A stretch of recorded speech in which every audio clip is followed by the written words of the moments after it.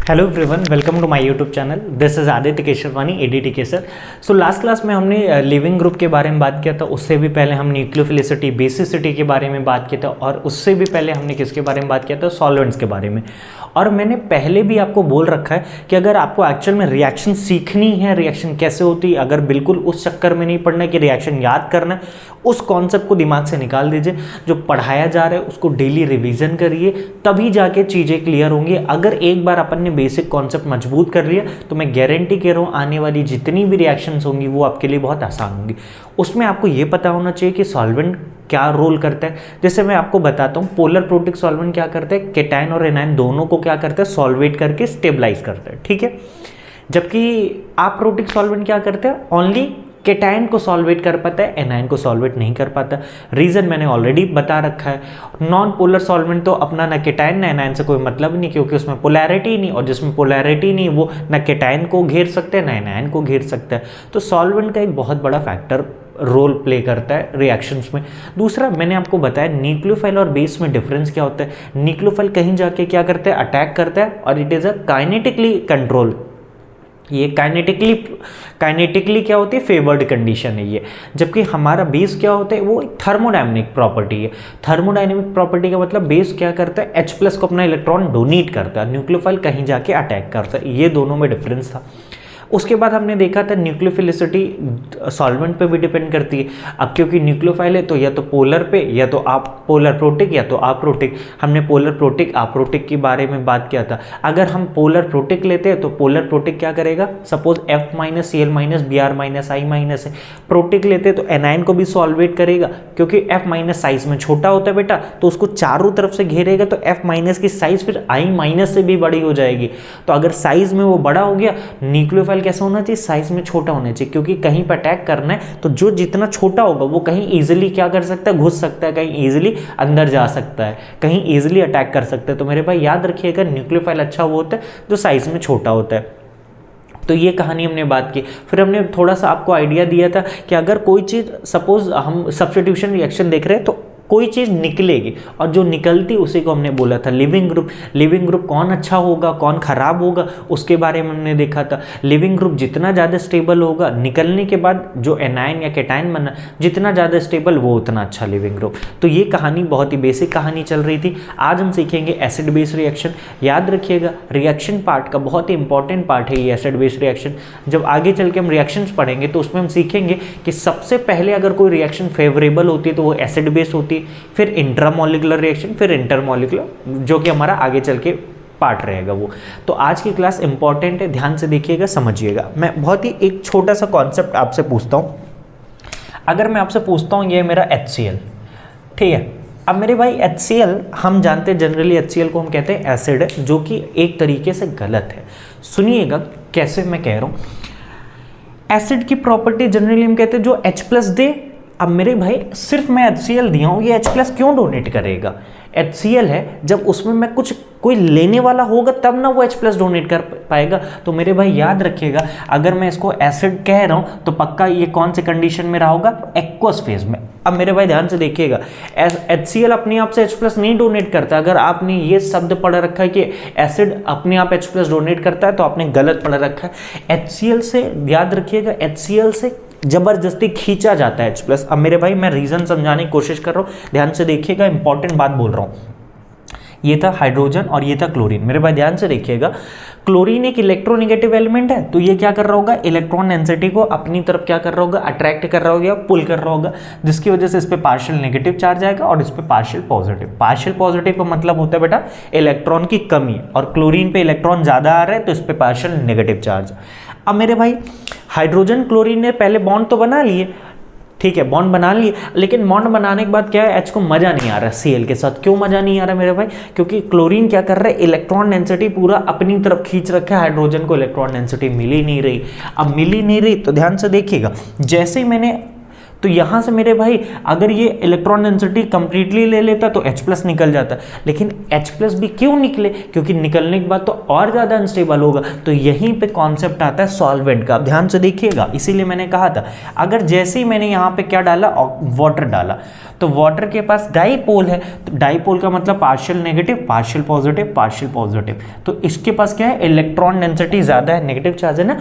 तो ये HCl से बोल रहा है, HCl के H से बोल रहा है कि जो Cl है उसका तुम इलेक्ट्रॉन दे दो, जो तुमसे खींच रहे हो उससे कह दो भैया तुम पूरा इलेक्ट्रॉन ले जाओ, तुम मेरे पास आ जाओ, मैं तुमको क्या करूंगा, चारों तरफ से घेर के क्या करूंगा, स्टेबलाइज कर दूंगा।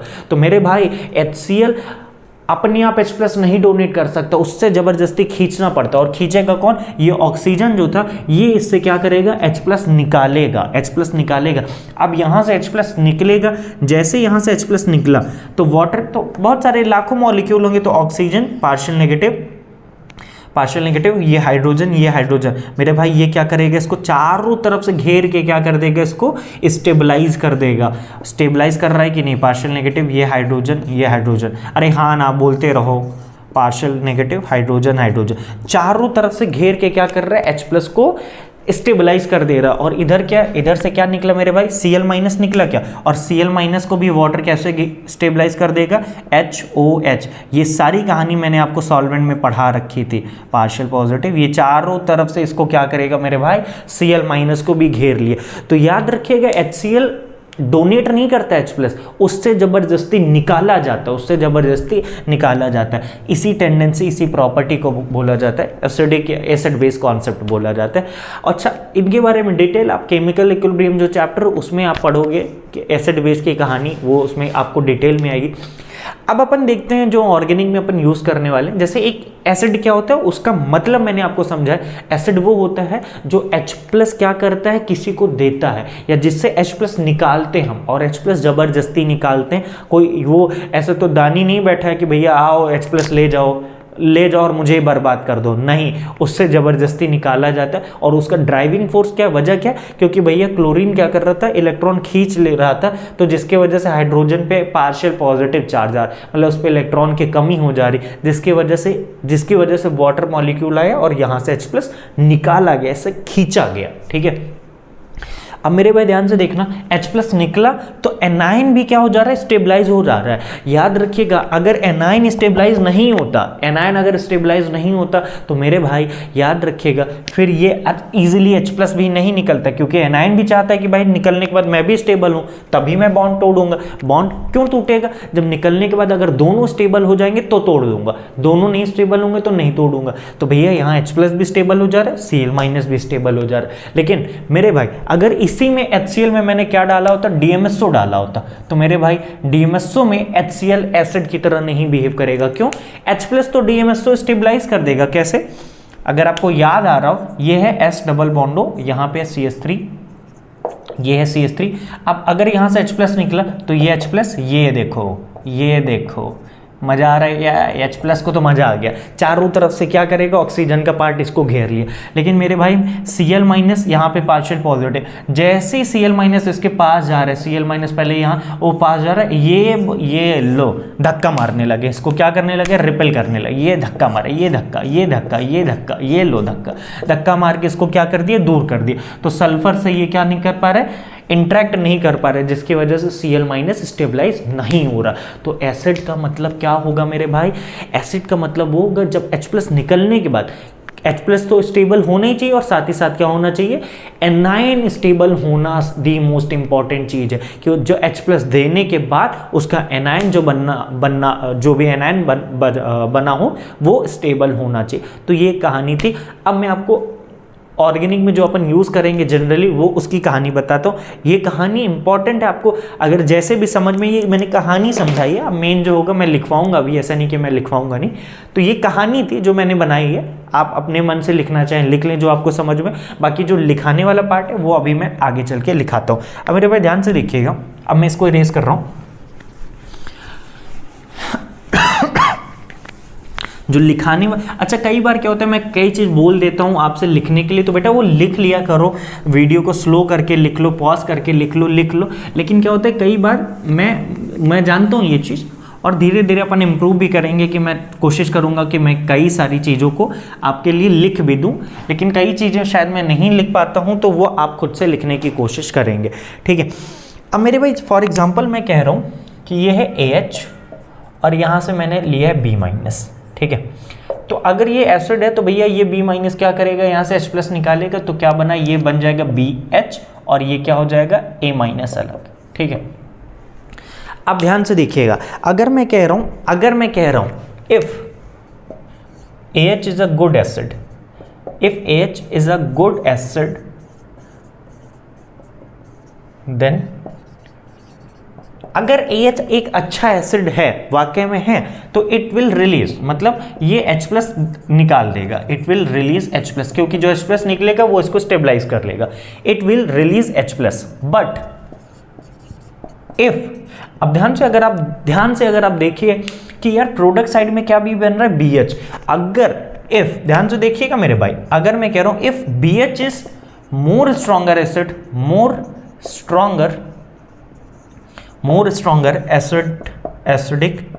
एसिडिक देन AH, अगर जो BH है वो AH से ज्यादा स्ट्रॉन्ग एसिड है, is more strong acid than BH, अगर मान लो जो प्रोडक्ट में BH बना वो ज्यादा स्ट्रॉन्ग एसिड है then acidic than BH, then अगर प्रोडक्ट साइड ज्यादा स्ट्रॉन्ग एसिड है then reaction will proceed, reaction will go backward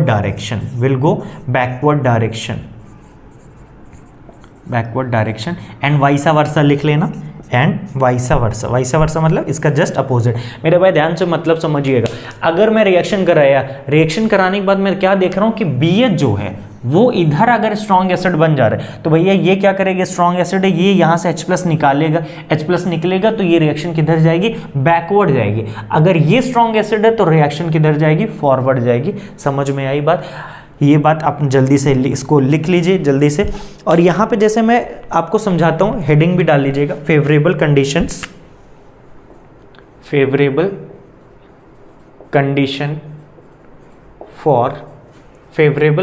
for acid base reaction, favourable condition for acid base reaction. तो favourable condition ये क्या है मेरे भाई कि एसिड एंड बेस। अच्छा एक चीज़ और मैं बताता हूँ यहाँ पे, जैसे एक छोटी सी बात रह गई थी, जैसे ये एसिड है और ये क्या मेरे भाई बेस रहा होगा। अब ये एसिड है और यहाँ पे क्या बन रहा है, A- बन रहा है, और यहाँ पे क्या बन रहा है, ये BH। तो इसको बोला जाता है कॉन्जुगेट, इसको बोलेंगे मेरे भाई कॉन्जुगेट एसिड, और इसको बोलेंगे कॉन्जुगेट बेस। समझ में आया? किसको क्या कॉन्जुगेट एसिड बोलेंगे और इसको क्या बोलेंगे, इसको बोलेंगे कॉन्जुगेट एसिड। क्यों? इससे मिलके बना है ना, तो इसका कॉन्जुगेट एसिड है ये, और ये A- है तो ये कॉन्जुगेट बेस हो जाएगा, ठीक है। A- को अपन क्या बोलेंगे, कॉन्जुगेट बेस, और वो कॉन्जुगेट एसिड, ठीक है। तो फेवरेबल कंडीशन, अगर आपको एसिड बेस रिएक्शन करानी तो उसके लिए फेवरेबल कंडीशन ये है कि जो एसिड एंड बेस होना चाहिए, किसका, acid and base of reactant side must be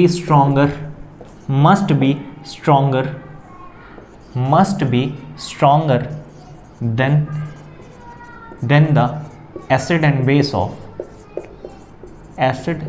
than the conjugate acid and base of product side। मेरे भाई ध्यान से देखिएगा, इसका मतलब आपको समझ में आना चाहिए, प्रोडक्ट, हाँ प्रोडक्ट। ध्यान से देखिएगा, अगर मैं कह रहा हूँ कि अगर प्रोडक्ट साइड ज़्यादा एसिडिक है और ये ज़्यादा बेसिक है तो रिएक्शन किधर आने चलेगी, बैकवर्ड। अगर हमको एक्चुअल में एसिड बेस रिएक्शन करानी है तो हम कोशिश करेंगे कि हमारा जो रिएक्टेंट साइड है वो हमेशा क्या हो, ज़्यादा स्ट्रॉन्गर एसिड और बेस हो एज कम्पेयर टू जो हमारा प्रोडक्ट बन रहा है। तो ये बात आपको कुछ ध्यान रखनी थी जो कि आपके लिए इंपॉर्टेंट है, ठीक है। एग्जाम्पल के तौर पर मैं आपको जैसे बताता हूँ मेरे भाई, मैं आपको यहाँ पे दे रहा हूँ CH3C+OH। इसका नाम सब जानते हैं, एसिडिक एसिड विनेगर में पाया जाता है। और इसमें अगर मैं डाल दूँ NaOH, सोडियम हाइड्रोक्साइड, बच्चा जानता है, ये क्या है मेरे भाई, बेस। ये एसिड है, ये बेस। एसिड बेस रिएक्शन करके क्या बनाते हैं, सॉल्ट और वाटर। ये तो हम बचपन से पढ़ते आ रहे हैं, सॉल्ट और वाटर। तो सॉल्ट बना देंगे अपन कौन सा, CH3C+O- Na+, और वाटर को क्या कर देंगे, निकाल देंगे। मेरे भाई ध्यान से देखिएगा कैसे हुआ। अगर ये H+ लूज किया, इधर से ये OH- है, बेस OH- जाएगा, तो OH- और H+ मिलके क्या मिल गया, पानी, और ये क्या बन गया, CH3 C double bond O minus Na+। तो इसको मेरे भाई क्या बोलेंगे, इस पर नेगेटिव चार्ज है तो ये हो जाएगा हमारा कॉन्जुगेट बेस और ये हमारा हो जाएगा मेरे भाई कॉन्जुगेट एसिड। अगर आप ध्यान से देखें तो मेरे भाई ये एसिडिक एसिड और ये वाटर, हम सब जानते हैं कि एसिडिक एसिड ज़्यादा स्ट्रॉन्गर एसिड होता है एज कंपेयर टू वाटर। तो यस, अब ये NaOH है और ये कॉन्जुगेट, ये भैया ये नेगेटिव चार्ज कहाँ इन्वॉल्व है, रेजोनेंस में इन्वॉल्व है, ये तो खाली बैठा है, तो खाली बैठा है तो ये ज़्यादा बेसिक होगा। ये सारा का सारा एसिड बेस कॉन्सेप्ट आपने GOC में मैंने ऑलरेडी पढ़ा रखा है। प्लीज़ अगर आपने नहीं पढ़ा रखा है, नहीं समझ में आ रहा, तो पहले आपको कुछ भी हो जाए, अगर आप रिएक्शन मैकेनिज्म देख रहे तो मेरे भाई प्लीज़ मेरी आपसे रिक्वेस्ट है कि आप GOC पहले जाके देखें। अगर आपको GOC में कमांड है तभी आप रिएक्शन मैकेनिज्म में टच करें। अगर आपका GOC में नहीं कमांड है तो बिल्कुल रिएक्शन मैकेनिज्म अभी देखने की आपको जरूरत नहीं, पहले जाओ GOC कंप्लीट करो फिर आना रिएक्शन मैकेनिज्म पे। तो हाँ देखो, तो ये रिएक्शन देखो फॉरवर्ड में गई क्योंकि ये ज़्यादा स्ट्रॉन्गर एसिड है एज कंपेयर टू दिस, तो यस ये रिएक्शन हमारी गई। अगर यहीं पे मैं ले लूँ अगला एग्जांपल, ये पहला, ये दूसरा, यहाँ पे मेरे भाई मैं ले रहा हूँ एसिडिक एसिडी और यहाँ पे मैं क्या ले रहा हूँ, फिनॉल ले रहा हूँ, क्या ले रहा हूँ, phenoxide ion O minus Na+। ठीक है, अब मेरे भाई ध्यान से देखिएगा, ये O माइनस यहाँ से क्या है, ये एसिड है तो ये H+ यहाँ से ये निकालेगा तो ये बेस की तरह बिहेव किया, ये एसिड की तरह, तो ये क्या बनेगा मेरे भाई, ध्यान से देखिएगा, एसिड बेस रिएक्शन, तो इसका क्या बन जाएगा सॉल्ट बनेगा। तो मेरे भाई CH3 C double bond O minus Na+ और इधर से क्या मिला, फिनॉल। अब आप मुझे बताएंगे कि फिनॉल ज़्यादा एसिडिक होता है कि एसिडिक एसिड, तो प्लीज़ अगर आपको ये बात नहीं पता है तो मेरे भाई प्लीज़ मेरी आपसे रिक्वेस्ट है GOC देखो। तो फिनॉल और एसिडिक एसिड में ये ज़्यादा स्ट्रॉन्गर एसिड है as compare to phenol, that's why reaction हमारी किधर जा रही, फॉरवर्ड। लेकिन मेरे भाई अगर मैं यहाँ आपसे पूछता, ध्यान से देखिएगा तीसरा, अगर मैं यहाँ आपको देता CH3 C double bond OH और यहाँ पे मैं आपको दे दूँ ये फिनॉक्साइड, लेकिन इसमें मैं दो NO2 ग्रुप लगा रहा हूँ, एक NO2 यहाँ है और एक NO2 यहाँ है, ये Na+। ध्यान से देखिएगा मेरे भाई, अगर अब ये H+ लूज़ किया तो यहाँ पे क्या बनने वाला है, अगर आप ध्यान से देखें तो मेरे भाई ये बनेगा O माइनस और सॉरी ये हो जाएगा OH और एक NO2 यहाँ लगा है, एक NO2 यहाँ लगा है और ये तो और एक सॉल्ट बनेगा CH3 C double bond. I hope आपको दिख रहा हो, एक बार मैं चेक कर लेता हूँ आपको दिख रहा है कि नहीं दिख रहा है, तब तक आप लिखते रहिए इतनी कहानी। हाँ आपको दिख तो रहा है वैसे, ठीक है। आप ध्यान से देखिएगा मेरे भाई, आपने GOC में पढ़ रखा होगा, ये एसिडिक एसिड है और ये है हमारा 2,4 डाइनाइट्रोफिनॉल। मेरे भाई अगर आपको नहीं पता है तो प्लीज़ GOC देखेंगे कि नहीं, बिल्कुल कसम खा लो देखोगे कि नहीं, कसम खाओ, बोलो कसम खा के कह रहा हूँ कि मैं पहले GOC का लेक्चर देखूंगा। तो आपको देखना मेरे भाई, इन दोनों में अगर देखा जाए तो ये ज़्यादा स्ट्रॉन्गर एसिड होता है एज कम्पेयर टू दिस। अगर प्रोडक्ट साइड में ज़्यादा स्ट्रॉन्गर एसिड होता है तो क्या होगा, रिएक्शन किधर जाएगी, फॉरवर्ड तो नहीं जाएगी, किधर आने लगेगी, फॉरवर्ड तो इतनी से जाएगी, लेकिन रिएक्शन किधर आने लगेगी, बैकवर्ड आने लगेगी। अगर हमको एक्चुअल में एसिड बेस रिएक्शन करानी तो जैसे ये सारी कंडीशन है कि रिएक्टेंट साइड में हमारा क्या होना चाहिए, ज़्यादा स्ट्रॉन्गर एसिड एंड बेस होना चाहिए, ठीक है। जल्दी से इतनी बातें आपको जो मैंने बताई जल्दी से आप छापेंगे और उसके बाद अब लिखेंगे जनरल एसिड बेस रिएक्शंस। क्या लिखेंगे, जनरल एसिड बेस रिएक्शन।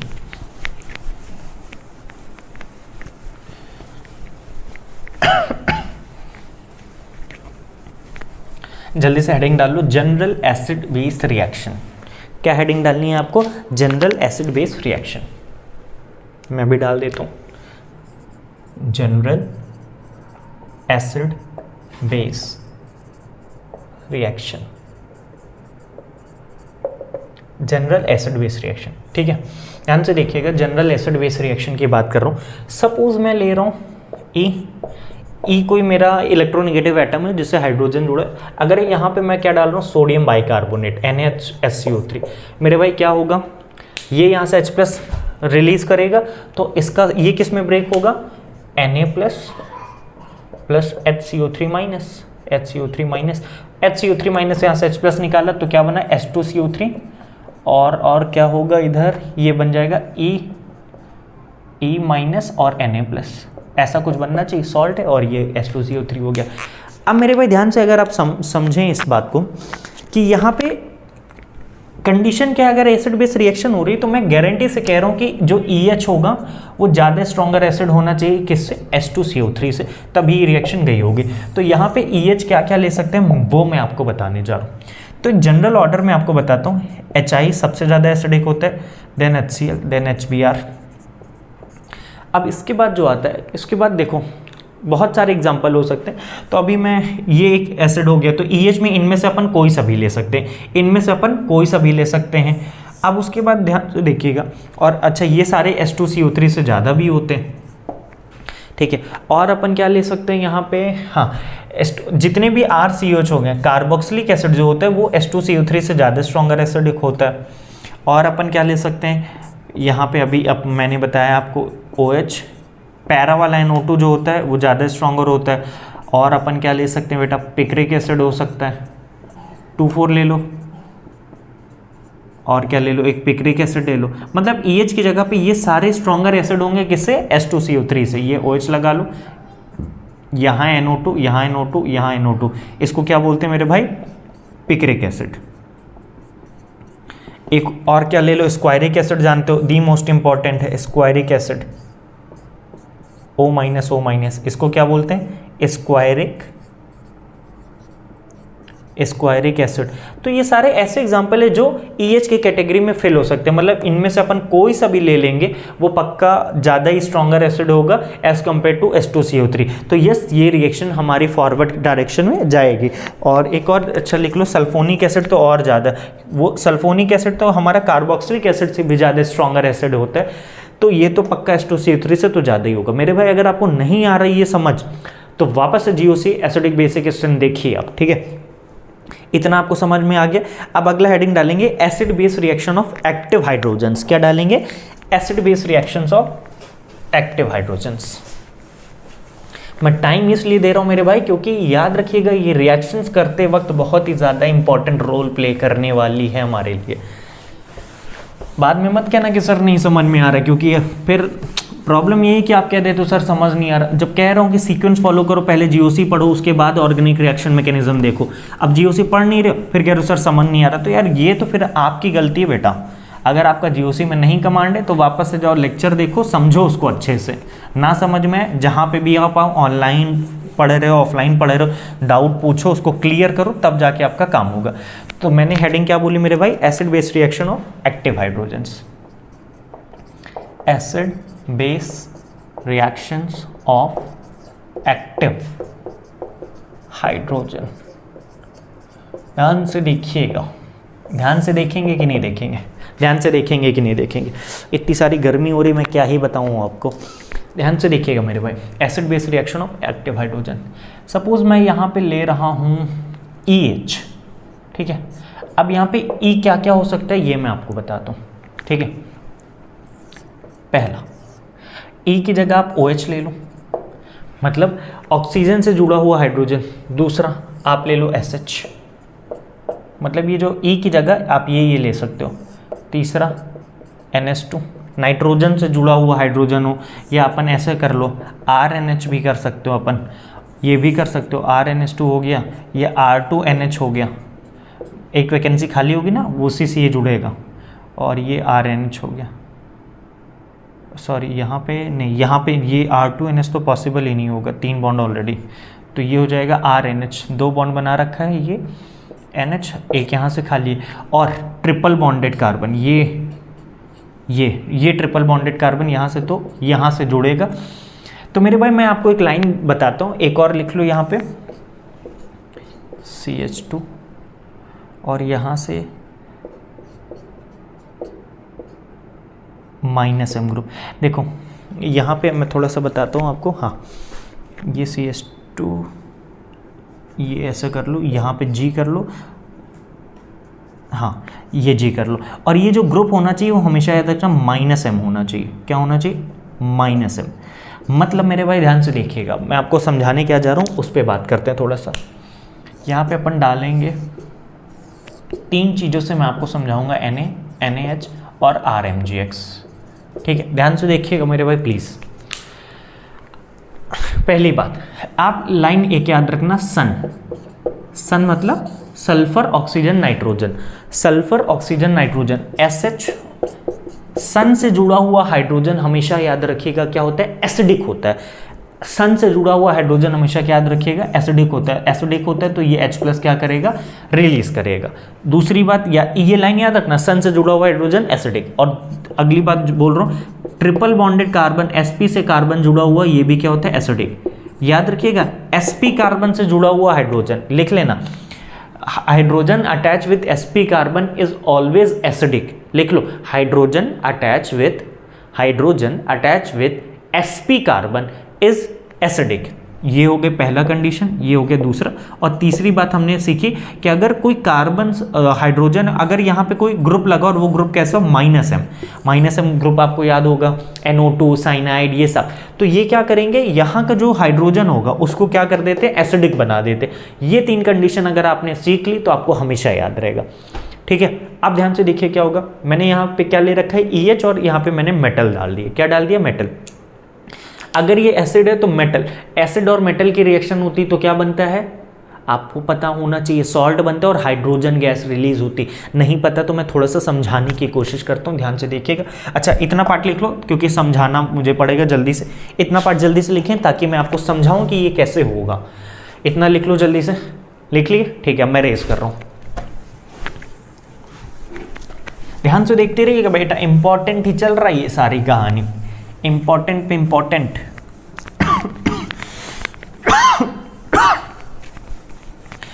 और इस पे एसिड बेस पे रिएक्शन पे तो मैं आपको ढेर सारे एग्जांपल भी अभी कराने वाला हूँ, बहुत सारे एग्जांपल है। ठीक है, तो अगर मैं आपको समझाऊं, ये है बेटा E और ये है H। ठीक है, तो अगर मैं कह रहा हूँ ये एसिडिक होगा तो ये H+ निकलेगा। तो H+ कैसे निकलेगा, जब यहाँ पे पार्शियल नेगेटिव चार्ज होगा, यहाँ पे पार्शियल पॉजिटिव चार्ज होगा, तभी तो ये H+ रिलीज करेगा ना मेरे भाई। अब यहाँ पे मैं क्या डाल रहा हूँ, पहला केस है सोडियम। ठीक है, तो हमको पता है सोडियम मेटल है, और मेटल किस वजह से जाने जाते हैं, इलेक्ट्रॉन देने की वजह से। किसकी वजह से जाने जाते हैं, इलेक्ट्रॉन देने की वजह से जाने जाते हैं ना। अब ध्यान से देखिएगा, हुआ क्या कि मेटल कह रहे हैं भैया मुझसे कोई इलेक्ट्रॉन लेना चाहे तो ले ले, क्योंकि ये मेरी प्रॉपर्टी है। तो यहाँ पे हमारे पास आए EH, और EH पे कैसा चार्ज था, पार्शियल पॉजिटिव, इस पे था पार्शियल नेगेटिव। तो मेरे भाई क्या हुआ कि हाइड्रोजन के पास इलेक्ट्रॉन की कमी थी, हाइड्रोजन E के साथ बॉन्ड बना के थक गया था यार। क्यों, E क्या कर रहा था, बड़ा आप चोर टाइप का निकला, अपनी तरफ इलेक्ट्रॉन खींचे ले रहा, हाइड्रोजन के पास इलेक्ट्रॉन है नहीं। जैसे उसको मेटल दिखा तो मेटल ने कहा टेंशन नो लेने का, अपन है ना। तो अपन क्या करेगा, मेटल क्या करेगा, इस इलेक्ट्रॉन हाइड्रोजन को कहेगा कि तुम E को कहो कि यार इलेक्ट्रॉन खींची रहो, ले जाओ, मैं निकल जाता हूं। तो यहां से हाइड्रोजन निकलेगा किस फॉर्म में, H+, और H+ फॉर्म में निकलेगा, वैसे ही इसको इलेक्ट्रॉन मिलेगा। जैसे ही इलेक्ट्रॉन इसको दिए तो इसने कहा E से भैया जाओ तुम ले जाओ, इलेक्ट्रॉन खींच लो। तो यहाँ पे E पे कैसा चार्ज आएगा, नेगेटिव। हाइड्रोजन पहले क्या था, प्लस फॉर्म में निकला होगा, इलेक्ट्रॉन मिल गया तो हाइड्रोजन ऑक्टेट कंप्लीट हो गया। लेकिन हमको पता है हाइड्रोजन एटॉमिक फॉर्म में नहीं होता, मॉलिक्यूल के फॉर्म में होता है। तो H2 गैस क्या होगी, हाफ मोल H2 गैस क्या होगी, निकलेगी। ये E- तो ये क्या हुआ, Na+। तो यहाँ पे सॉल्ट बना और क्या निकली, हाइड्रोजन गैस। तो याद रखिएगा, अगर एसिड की रिएक्शन आप मेटल से करा रहे हो तो सॉल्ट बनता है और क्या मिलेगा, हाइड्रोजन गैस रिलीज होगी। जैसा यहाँ E-, Na+, और मेरे भाई और हाफ हाइड्रोजन गैस। इसी तरीके से NaH के साथ रिएक्शन करेगा। तो NaH के साथ कैसे होगा, ध्यान से देखिएगा। NaH कैसे टूटेगा, मेटल है तो मेटल Na+ में, और ये क्या, H- में। अब हाइड्रोजन पे नेगेटिव चार्ज है, नेगेटिव चार्ज मतलब एक्सेस में इलेक्ट्रॉन, अगर कोई इलेक्ट्रॉन लेना चाहता है तो बिल्कुल दे देगा। तो ये H- इस बार किसके पास जाएगा, इसको कहेगा कि मैं तुम्हारे को इलेक्ट्रॉन देता हूँ, तुम उसका साथ छोड़ दो। तो ये H- इसको मिल जाएगा। तो यहाँ पे भी क्या होगा मेरे भाई, E- Na+ और प्योर H2 गैस निकलेगी। ठीक है, अगली कहानी RMgX है। बेटा इसको लिख लेना, अगर आपको पता नहीं हो कोई बात नहीं, 11th में वैसे पढ़ते तो हैं। बोलते हैं इसको ग्रिग्नार्ड रीजन। क्या बोलते हैं, ग्रिग्नार्ड रीजन क्या होता है, कैसे इसकी कहानी हम नेक्स्ट वीडियो लेक्चर में देखेंगे, क्योंकि आगे चल के ये हमारे को पढ़ना है। ठीक है, तो ये हो गया ग्रिग्नार्ड रीजन। अब मेरे भाई ग्रिग्नार्ड रीजन जो होता है वो क्या करता है, अच्छा चलो थोड़ा सा मैं बता देता हूँ, चलो कोई बात नहीं, इतना जल्दी से लिख लो, फिर मैं थोड़ा सा ग्रिग्नार्ड रीजन के बारे में बताता हूँ। जल्दी लिखो, जल्दी। आई होप आपने लिख लिया होगा। अब मैं इरेज कर रहा हूँ। ठीक है, थोड़ा सा मैं ग्रिग्नार्ड रीजन के बताता हूँ। आप छोटा सा एक ब्रैकेट बंद करके ग्रिग्नार्ड रीजन के बारे में जो मैं बताने जा रहा हूँ वो लिख लेना, और फिर अपन आगे चल के ग्रिग्नार्ड रिएजेंट तो एक चैप्टर है, उसको तो पढ़ेंगे ही पढ़ेंगे, ठीक है। यहाँ पे हेडिंग डाल लेना इंट्रोडक्शन ऑफ, कहीं ब्रैकेट में छोटा सा लिख लेना part, introduction of Grignard reagent. अभी जितना हमको यूज करना उतना पार्ट हम देख लेंगे, बाकी तो पढ़ते रहेंगे हम। Reagent, Grignard, introduction of Grignard reagent. तो बेटा ग्रिग्नार्ड रिएजेंट क्या होता है? एल्काइल हैलाइड, इसको बोलते हैं RX, एल्काइल हैलाइड। आपने IUPAC में भी पढ़ रखा होगा। एल्काइल हैलाइड की रिएक्शन अगर मैग्नीशियम से हो, किससे हो? मैग्नीशियम से। ड्राई ईथर, ड्राई ईथर का काम क्या होता है? एज अ सॉल्वेंट, सॉल्वेंट की तरह अगर इसको यूज करते हैं तो हमारे को जो प्रोडक्ट मिलता है वो क्या मिलता है? RMGX। क्या मिलता है? RMGX। अब मेरे भाई मैं इसका बताने जा रहा हूँ मैकेनिज्म कि एक्चुअल में हुआ कैसे होगा। ध्यान से देखिएगा मेरे भाई। इसी तरीके का रिएक्शन मैकेनिज्म आपको जब रिएक्शन करने को आएगी, अगर आप 12th में हो तो आपको बोर्ड में भी लिखने को आएगी और एक्चुअल में आपको समझनी पड़ेगी, तभी चल के आप JEE जैसे एग्जाम को निकाल पाएंगे। ये है R, ये है X। एक बात तो मैं गारंटी से कहता हूँ कि X मतलब हेलोजन होगा, और हेलोजन की इलेक्ट्रोनेगेटिविटी तो R से ज़्यादा होती, दैट मीन्स यहाँ पे पार्शियल नेगेटिव, यहाँ पे पार्शियल पॉजिटिव। अब ये भैया हमारे मैग्नीशियम क्या है? Mg+2 electron. मेटल है, मेटल जाने ही जाते भाई साहब, अपना नाम इलेक्ट्रॉन देने के। तो भैया ये क्या कर सकते हैं? इलेक्ट्रॉन दे सकते हैं, 2 इलेक्ट्रॉन। अब R क्या है इस केस में? R पे यार पार्शियल पॉजिटिव, R और X के साथ तो बॉन्ड बना है, लेकिन R उसमें खुश नहीं है, R उसमें खुश है नहीं। जैसे होता है ना आजकल कोई रिलेशनशिप है सपोज, है ना, तो उसमें एक शायद लड़का खुश नहीं है, लड़की खुश है, लड़की ऐसे, मतलब बहुत सारी चीज़ें हो सकती है। आप बाकी समझदार तो हो ही, आप समझ सकते हो। तो मेरे भाई ध्यान से देखिएगा, ये RX है, X ने क्या कर रखा है? पूरा इलेक्ट्रॉन डेंसिटी अपने तरफ खींच रखा है। तो खींचने की वजह से R को मजा नहीं आ रहा है, उस पर इलेक्ट्रॉन की कमी। तो मैग्नीशियम कहता है बेटा टेंशन नो, क्यों? मेरे पास 2 इलेक्ट्रॉन है, मैं जाना ही जाता हूँ। मैं जैसे कहते हैं ना राजपूत होते तो पुराने ज़माने में, वो अपना कोई भी आता था कुछ भी जो पहना उतार के दे दिए, ऐसा वैसा सब दे। तो वैसे ही मेटल है, मेटल के पास कोई आएगा जिसके पास इलेक्ट्रॉन की कमी, तो मेटल कहेगा बेटा टेंशन मत लो, मैं हूँ ना, इलेक्ट्रॉन दूंगा। तो मेटल क्या 2 इलेक्ट्रॉन था? 2 इलेक्ट्रॉन था मेरे भाई। आप ध्यान से देखिएगा, यहाँ पे 2 इलेक्ट्रॉन थे जो कि हेलोजन क्या करेगा? लेके निकला। तो R पे कैसा चार्ज है? प्लस। कैसा चार्ज आ गया? प्लस। 1 इलेक्ट्रॉन मिल गया तो R क्या हो गया? न्यूट्रल। लेकिन यहाँ पे एक्चुअल में कितने इलेक्ट्रॉन है? 2। अगर 2 इलेक्ट्रॉन R को मिलेंगे तो R पे कैसा चार्ज आएगा? नेगेटिव, क्योंकि R का 1 इलेक्ट्रॉन लेके निकल गया तो R पे प्लस, 1 इलेक्ट्रॉन मिल गया तो न्यूट्रल, 2 मिला है तो नेगेटिव। तो मेरे भाई यहाँ पे क्या मिला? R माइनस मिला, और यहाँ से क्या निकल गया? X माइनस भी निकल गया। अब मेरे पास यहाँ पे क्या पड़ा था? Mg+2। तो आयन, क्योंकि ये सारे आयंस के फॉर्म में तो सारे एक साथ लिखे जाएंगे। ये R माइनस होगा, ये Mg होगा बीच में जिसमें +2, और इधर इसको X माइनस। तो ये देखो RMgX, इसको आयनिक फॉर्म में ना लिख के क्या लिखा जाता है? RMgX, ठीक है। तो मेरे भाई ध्यान से देखिएगा, RMgX में R पे कैसा चार्ज है? नेगेटिव। तो RMgX को अगर आपको कभी भी ब्रेक करना होगा तो हमेशा याद रखना, ग्रिग्नार्ड रिएजेंट हमको क्या देगा? R माइनस देगा। क्या देगा? R माइनस देगा, ठीक है। ये हमको क्या देगा? R माइनस देगा। जैसे फॉर एग्जाम्पल ध्यान से देखिएगा, अगर मैं आपसे बोल रहा हूँ ये है मेरे भाई CH3 MgBr, और यहाँ पे मैं 3 केसेस ले रहा हूँ, H2S, H2O, अमोनिया, पहला रिएक्शन, दूसरा रिएक्शन, तीसरा रिएक्शन, चौथा रिएक्शन में आप क्या डाल दो? Acetylene gas, HC triple bond CH, और 5वें में आप डाल देंगे मेरे भाई, क्या डालेंगे? CH3NO2। आई बात समझ? अब ध्यान से देखिएगा, मैंने आपको बताया था सन से जुड़ा हुआ हाइड्रोजन क्या एसिडिक है, तो RMgX है ये, X की जगह आप कुछ भी ले सकते हो। तो यहाँ पे क्या? CH3 MgBr, तो ये अपने को क्या देगा? CH3 माइनस देगा। जैसे मैंने कहा ना, RMgX क्या देता है अपने को? R माइनस, तो ये क्या देगा? CH3 minus. इस पे इलेक्ट्रॉन की कमी है, तो यहाँ से ये क्या निकलेगा? ये सारे के सारे जितने भी कंपाउंड ये क्या? एसिडिक, मतलब H+ रिलीज करेंगे। तो मेरे भाई ये अगर H+ रिलीज करेगा तो ये CH3 माइनस और इसका H+ दोनों मिलके मेथेन बना लेंगे क्या? अरे यस और नो, ये CH3 माइनस रिलीज करेगा और यहाँ पे H2S कैसा बोला था ना, सल्फर से जुड़ा हुआ हाइड्रोजन कैसा होगा मेरे भाई? एसिडिक होगा। एसिडिक मतलब H+ लूज किया तो ये CH3 माइनस तैयार बैठा था H+ को लेने के लिए, तो CH3 माइनस और H+ मिल गया तो क्या मिला? मेथेन। सेम चीज नीचे वाले में methane methane methane methane methane, बाकी उसका जो सॉल्ट बनेगा वो हमसे काम का नहीं, वो ठीक है।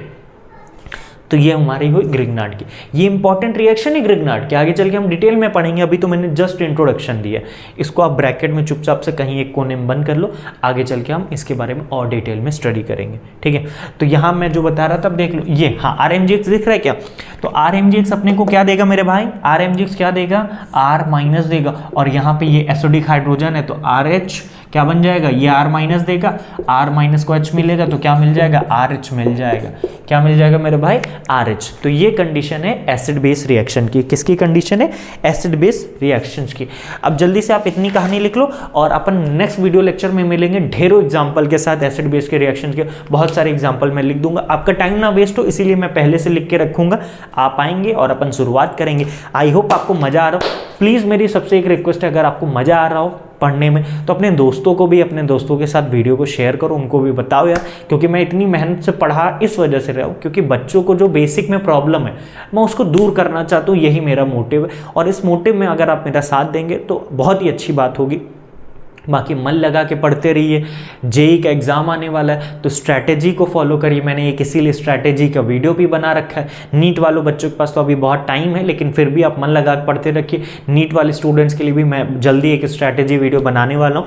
बाकी कोई टेंशन नहीं लेने की ज़रूरत है, मन लगा के पढ़ने की ज़रूरत है, स्ट्रैटेजी के थ्रू पढ़ने की ज़रूरत है। ये नहीं कि बस पढ़ रहे हैं आपको पता ही नहीं चल रहा, ठीक है।